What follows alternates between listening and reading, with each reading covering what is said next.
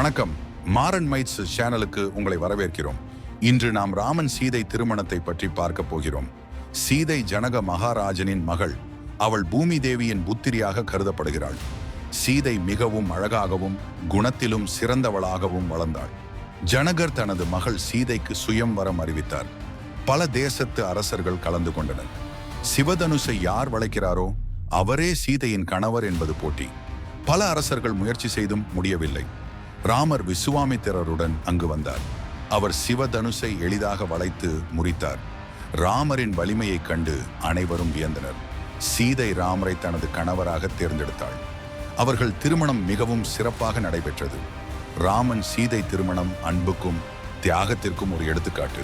சீதை லட்சுமி தேவியின் அவதாரமாகவும் ராமன் விஷ்ணுவின் அவதாரமாகவும் கருதப்படுகிறார்கள். இவர்களின் திருமணம் தெய்வீக திருமணம். இன்னும் பல புராண கதைகளுடன் உங்களை சந்திக்கிறோம். நன்றி.